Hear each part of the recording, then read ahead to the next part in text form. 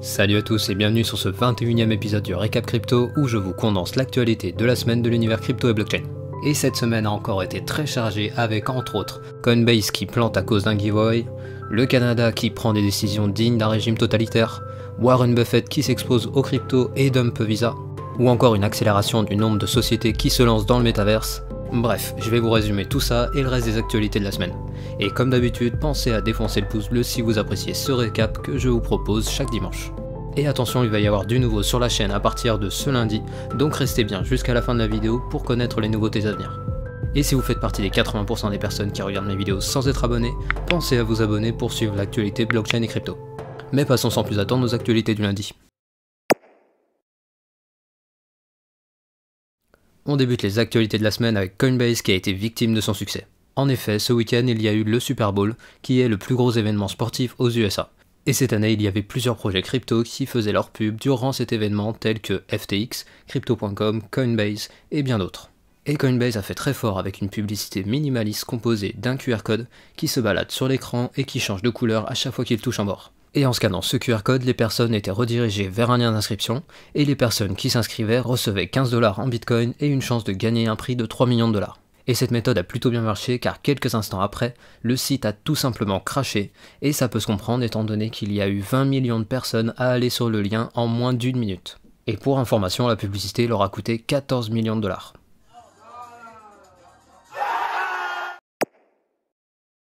Et aujourd'hui on a Intel qui nous en dit un peu plus sur son projet de puce de minage. En effet, on sait que depuis quelques semaines, l'entreprise est en train de travailler sur une puce qui sera dédiée au minage de Bitcoin, et elle dévoile enfin un peu plus d'informations sur le nouveau produit. Ils annoncent que la puce aura des performances 1000 fois plus importantes que les GPU utilisés pour le grand public, et ils se sont engagés à donner un peu plus d'informations sur cette technologie d'ici fin février, dans le cadre d'une conférence internationale sur les semi-conducteurs. Donc affaire à suivre sur le Récap Crypto. Mais revenons aux acteurs crypto avec BlockFi qui est attaqué par la SEC, le régulateur des marchés financiers aux USA. Pour rappel, BlockFi est une plateforme qui permet d'épargner et d'effectuer des prêts en crypto. Et parmi les produits qu'il proposait, on a entre autres un produit qui proposait jusqu'à 9,25% de rendement annuel aux clients, mais le petit souci c'est que la société n'a pas enregistré ses produits auprès du régulateur, et donc la SEC leur est tout simplement tombé dessus en arguant qu'il proposait des produits non régulés, et que par conséquent il devait s'acquitter de 2 amendes de 50 millions de $ chacune. Et BlockFi, pour mettre fin à ce calvaire, a fini par accepter de payer 100 millions de $ d'amende. Ça picouille, ça picouille, ça picouille. Et finalement, on a les autorités fiscales du Royaume-Uni qui viennent de faire arrêter 3 personnes et de saisir 3 NFT ainsi que 6700 $ en crypto dans une affaire de suspicion de fraude fiscale qui serait d'1,9 million de $. Ouais, on vit désormais dans une époque où les administrations fiscales saisissent des NFT. On débute les actualités du mardi avec le Canada qui prend des mesures contre le financement du convoi de la liberté via les cryptos. En effet, aujourd'hui on apprend que le gouvernement a invoqué l'Emergency Act, ou en français la loi sur les mesures d'urgence, qui leur permet d'imposer une suspension temporaire du droit de libre circulation et de réunion. Et dans le cadre de cette loi, le gouvernement peut également geler des comptes et saisir des actifs directement sans avoir à passer par tout un processus judiciaire. Et ils vont également élargir la loi contre le blanchiment d'argent et le terrorisme pour l'appliquer également aux plateformes de crowdfunding et les fournisseurs de paiement qu'ils utilisent. C'est-à-dire que ces nouvelles règles vont forcer ces acteurs à s'enregistrer auprès du régulateur et ils devront également reporter toute transaction qui leur semble suspecte, que ce soit en monnaie fiduciaire ou en crypto. Et suite à ces annonces, le président du Salvador, Nayib Bukele, a critiqué les actions du gouvernement canadien en disant en gros que ce n'était pas digne d'un pays qui est classé dans les pays les plus démocratiques.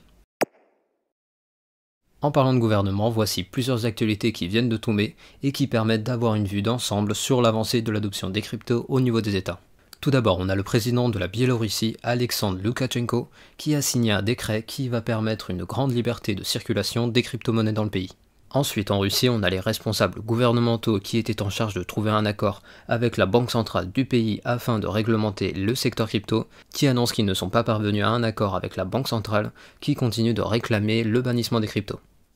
Et finalement, en Inde, où le gouvernement avait annoncé une taxation de 30% des transactions crypto, on a le gouverneur de la Banque centrale d'Inde qui annonce que pour lui, les cryptos sont pires qu'un schéma de Ponzi, et il appelle au bannissement pur et simple des cryptos. They have no underlying cash flows. They have no intrinsic value. They are akin to Ponzi schemes and may even be worse. Bref, si on devait faire un résumé ultra simplifié, on a en ce moment les États qui semblent plutôt curieux, voire même intéressés pour certains, mais en face on a les banques centrales qui s'opposent très clairement à cette évolution. Et en parlant de législation, petite mise à jour sur la loi signée par Joe Biden en novembre 2021. Pour rappel, il avait signé une loi qui imposait aux acteurs du secteur crypto à déclarer à l'organisme en charge de la collecte des impôts toute transaction supérieure à 10 000 $. Et dans cette loi, l'ensemble des acteurs tels que les exchanges centralisés et décentralisés, ainsi que les mineurs et validateurs, étaient considérés comme des courtiers et devaient donc partager les données sur les transactions de leurs clients. Mais suite à la réclamation de plusieurs sénateurs, la définition d'un courtier crypto a été révisée et désormais les mineurs et validateurs ne font plus partie de ce cadre et n'auront donc pas à fournir des données sur leurs transactions. Et on finit les actualités du mardi avec le flash du jour. Tout d'abord on commence avec JP Morgan, la première banque des États-Unis, qui vient d'ouvrir un salon sur Decentraland. Ils deviennent ainsi la toute première banque à se lancer dans le métaverse, et pour les plus curieux d'entre vous, je suis allé visiter leur salon comme tu peux le voir à l'écran. Ensuite, on a Starlink et SpaceX qui pourraient prochainement accepter le Dogecoin pour des produits dérivés comme l'a fait Tesla. C'est en effet ce qu'a sous-entendu Elon Musk en répondant avec un smiley qui fait un clin d'œil à une personne qui demandait si Starlink et SpaceX pouvaient accepter le Dogecoin. Ensuite, on a Plan B, l'auteur du modèle du Stock-to-Flow Ratio pour le Bitcoin, qui prédit un Bitcoin à 100 000 $ pour 2023. Ce à quoi a répondu Benjamin Cohen, un youtubeur analyste réputé pour sa théorie des cycles du Bitcoin qui s'allongent dans le temps, qui annonce que pour lui, un top du Bitcoin aurait de bonnes chances d'arriver durant l'été 2023. Ensuite, d'après un rapport de Chain Analysis, sur l'ensemble des revenus générés par les ransomware en 2021, il y aurait 73% de ces revenus qui auraient été générés par des hackers en Russie. À savoir que ces rançons pour les hackers russes sont estimés à 400 millions de $. Et finalement, d'après un rapport de la société Ripple, il y aurait 76% des institutionnels qui compteraient utiliser les cryptos d'ici 3 ans, et cela s'explique par une technologie qui commence à arriver à maturité et une régulation qui commence à se mettre en place.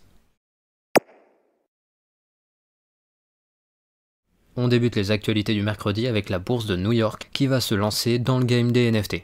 En effet, le NYSE, ou le New York Stock Exchange, qui est, je vous le rappelle, la plus grande bourse mondiale, vient de déposer une demande de brevet pour une plateforme d'échange de crypto-monnaies et de NFT auprès du Bureau américain des brevets.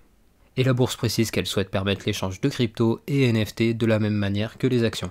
Et elle a pour ambition de concurrencer les plateformes de NFT déjà en place, comme Rarible ou encore OpenSea, qui pèsent actuellement plus de 13 milliards de $. Bref, vous l'avez compris, tout cela confirme la tendance actuelle qui voit la fusion des acteurs traditionnels et des acteurs crypto qui semblent s'accélérer depuis plusieurs mois.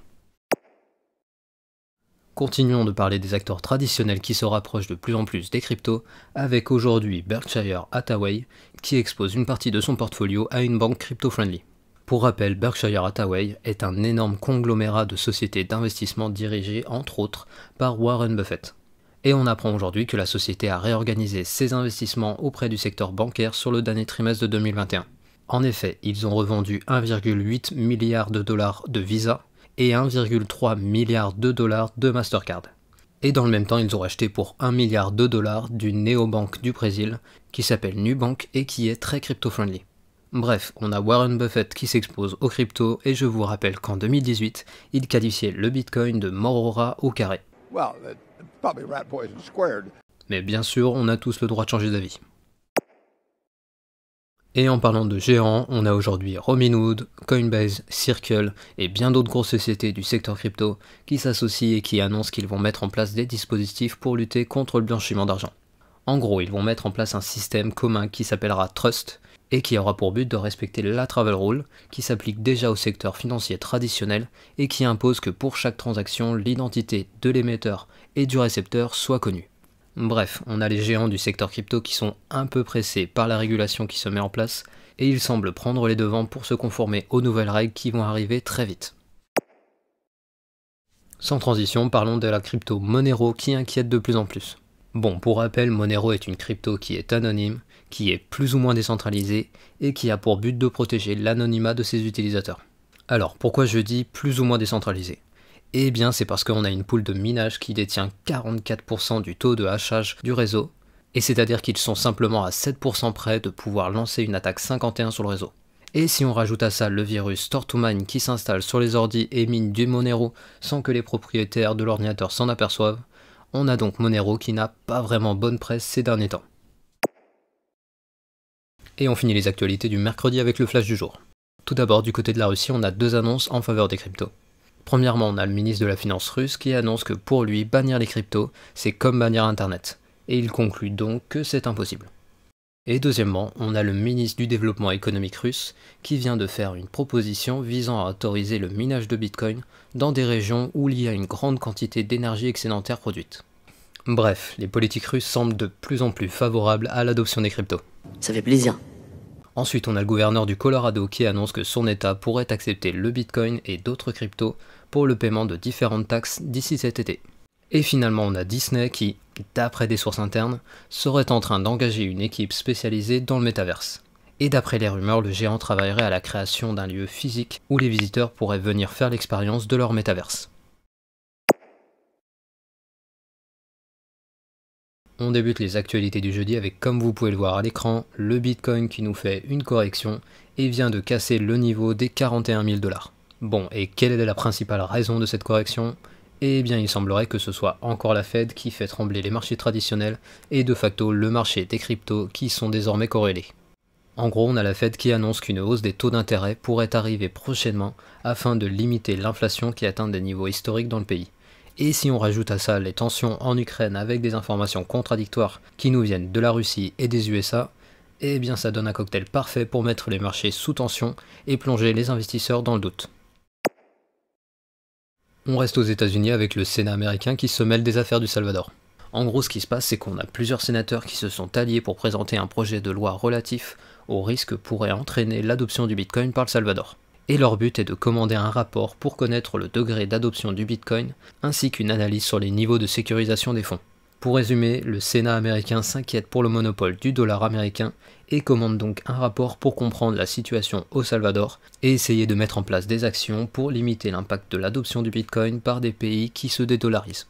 Et bien sûr, la réponse de Nayib Bukele ne s'est pas fait attendre. En effet, il a directement répondu par un tweet où il dénonce l'ingérence américaine et il précise que le Salvador n'est pas une colonie des USA et qu'ils n'ont pas à s'occuper des affaires internes d'un État indépendant. Et il a finalisé son tweet en disant que les États-Unis ne devraient pas chercher à contrôler quelque chose qu'ils ne peuvent pas contrôler. Et en parlant de nations qui cherchent à tout prix le contrôle, on a aujourd'hui le Canada qui commence à mettre en application l'Emergency Act dont je vous parlais plus tôt dans la vidéo. En effet, aujourd'hui on a les autorités du pays qui ont ordonné à toutes les sociétés financières de cesser de faciliter toute transaction provenant de 34 portefeuilles crypto liés au financement des manifestations organisées par les camionneurs du pays. En bref, le Canada cherche à assécher les sources de financement des manifestants en empêchant les fonds provenant des réseaux décentralisés tels que le Bitcoin d'arriver sur le réseau centralisé des monnaies fiduciaires. Et la question que j'ai envie de vous poser, c'est la suivante. À votre avis, ce genre d'actions vont-elles limiter la croissance des réseaux décentralisés ou est-ce qu'elles vont au contraire pousser les réseaux décentralisés à accélérer la croissance de leur écosystème afin de s'affranchir du système fiduciaire? Vous avez 4 heures. Et sans transition, on fait un point sur la ruée vers les métaverses parce qu'aujourd'hui ça commence vraiment à s'accélérer. Bon, déjà depuis le début de la semaine, on a vu que Disney et la banque JP Morgan avaient avancé leurs pions sur le secteur métaverse. Et aujourd'hui on a deux nouvelles sociétés qui sautent le pas. Avec premièrement le groupe français Casino qui vient d'annoncer qu'ils vont se lancer sur le métaverse de The Sandbox et ils annoncent que leur présence se fera sous format d'un jeu qui permettra de gagner des bons d'achat utilisables dans le monde physique. Et deuxièmement, on a Victoria's Secret qui a déposé une demande auprès du département du commerce qui sous-entend très clairement ses ambitions pour les NFT et le métaverse. Bref, vous l'avez compris, ça commence à sentir le FOMO pour les grosses sociétés qui doivent se positionner rapidement sur ces secteurs afin de ne pas être laissés derrière. Et on finit les actualités du jeudi avec le flash du jour.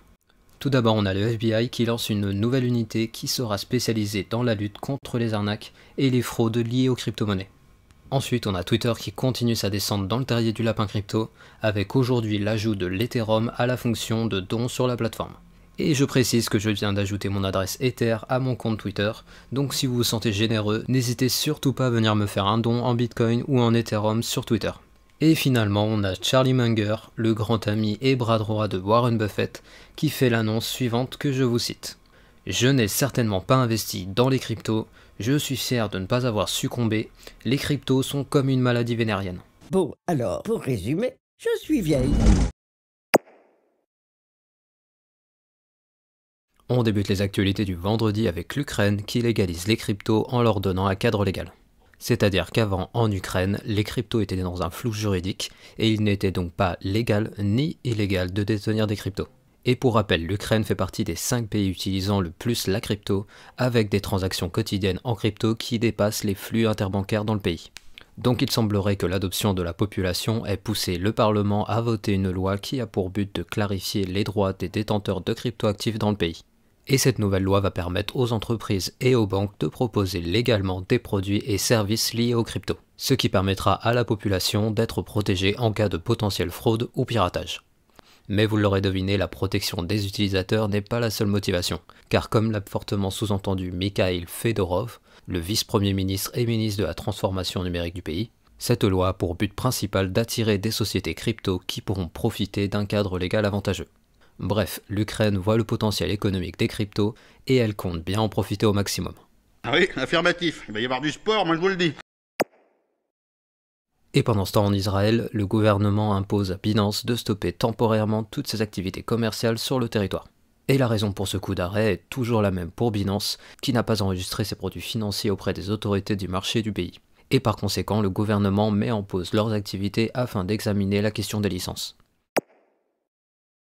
On continue avec les actualités concernant Binance avec aujourd'hui la plateforme qui vient d'intégrer l'association des banques de Russie. Et son rôle sera d'apporter son expertise sur les cryptos ainsi que d'étudier la circulation des cryptoactifs sur le territoire. Bref, vous l'avez compris, Binance souhaite construire le futur de la crypto en collaboration avec les régulateurs et avec cette approche il y a de fortes chances qu'ils restent les leaders du marché pendant encore un petit moment. Et on finit les actualités du vendredi avec le flash du jour. Tout d'abord, on a les héritiers de Picasso qui font des NFT inspirés des œuvres de leurs ancêtres, et ça n'a pas l'air de plaire à tout le monde. En effet, on a l'arrière-petit-fils de Picasso qui a produit des NFT qui ne sont pas directement liés, mais qui sont quand même un peu inspirés de l'œuvre de l'artiste. Et cela n'a pas du tout plu à d'autres membres de la famille qui dirigent l'administration Picasso, qui gère les droits des œuvres de leurs ancêtres. Mais la famille semble être arrivée à un accord car l'arrière-petit-fils de Picasso va continuer de produire des NFT. Ensuite, on a encore une grosse compagnie qui s'intéresse au métaverse. Et aujourd'hui, il s'agit de L'Oréal qui a déposé plusieurs marques dans la catégorie des NFT en vue d'une utilisation dans un métaverse. Ensuite, on a la plateforme Socios.com qui signe un énorme partenariat avec l'UEFA. Pour rappel, Socios.com est une plateforme sur la blockchain de Chiliz qui propose des fan tokens qui permettent de participer à certaines décisions du club, mais également d'avoir des avantages tels que des places offertes par exemple.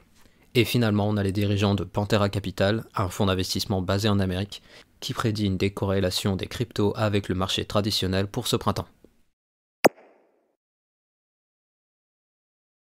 On débute les actualités du samedi avec décidément toutes les premières historiques qui sont en train d'arriver en ce moment dans le métaverse.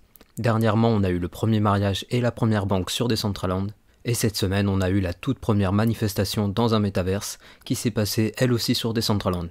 Cette manifestation a rassemblé une dizaine d'avatars dans le magasin virtuel de Samsung, que je vous avais déjà fait visiter sur ce récap, et le but était de dénoncer le consumérisme et le capitalisme. Et les manifestants étaient tous habillés d'un t-shirt rouge, et ils avaient une pancarte avec écrit dessus « I have a scream », en référence au discours de Martin Luther King « I have a dream ». Ok. On reste dans les métaverses où il se passe décidément beaucoup de choses cette semaine. Aujourd'hui, on a AXA France qui annonce son arrivée dans le métaverse de ce Sandbox, et la société précise qu'elle est la première compagnie d'assurance française à se lancer dans le métaverse, et elle précise également que le but de cette intégration est de rester à l'avant-garde et de se familiariser avec ce nouvel outil pour imaginer les assurances de demain. Bref, la course au métaverse est bien lancée et elle ne semble pas prête de s'arrêter. Et on finit les actualités du samedi avec le flash du jour. Tout d'abord, on a la Fed qui va interdire à ses fonctionnaires de posséder des actions, des obligations et également des cryptos à partir du 1er mai. Et la raison de cette interdiction est qu'ils souhaitent éviter tout conflit d'intérêts et renforcer la confiance du public dans leur impartialité. Ensuite, on a la société ConocoPhillips qui est spécialisée dans l'extraction et la transformation de pétrole, qui annonce qu'elle va utiliser le gaz naturel non exploitable pour miner du Bitcoin dans le but de, je cite, limiter leur impact énergétique. Et finalement, on a Elon Musk qui annonce que certaines Et finalement, on a Elon Musk qui annonce que certaines bandes de rechargement de Tesla accepteront prochainement le Dogecoin. Et on finit ce récap crypto avec un récap du marché de cette semaine. Bon, déjà au niveau de la map crypto, on peut voir que cette semaine a été un vrai bain de sang, avec un BTC et un ETH qui sont tous les deux à moins 9%. Et du côté du crypto bubble, on voit également que la plupart des projets sont dans le rouge, avec par exemple The Sandbox qui a fait un moins 23%, Rose qui a fait un moins 21%, Omi qui a fait un moins 20%, et EGLD qui nous a fait un moins 23%. Et du côté du Google Trend, on peut voir que les particuliers commencent vraiment à décrocher des cryptos, avec une baisse des recherches cette semaine concernant le terme crypto. Ainsi se termine le 21e épisode du Récap Crypto. Comme je vous le disais en début de vidéo, il va y avoir de la nouveauté sur la chaîne, avec un nouveau format journalier du Récap Crypto, qui va s'appeler le Daily Crypto. Et comme son nom l'indique, dans ce format, je vais vous présenter les actualités crypto tous les jours de la même manière que dans le Récap Crypto. Et dans chaque épisode, je vous parlerai plus en détail de la crypto qui aura fait le plus de mouvements dans la journée. Et bien sûr, je compte sur vous pour me donner vos retours quand je sortirai les premiers épisodes afin d'améliorer le format. Bref, comme d'habitude, pensez à défoncer le pouce bleu si vous appréciez ce format du Récap Crypto, et pensez également à vous abonner pour voir toutes mes vidéos dès leur sortie pour être à jour sur l'information crypto et blockchain. En tout cas, je vous souhaite à tous de passer une très bonne semaine, et je vous dis à la semaine prochaine pour un nouveau Récap Crypto.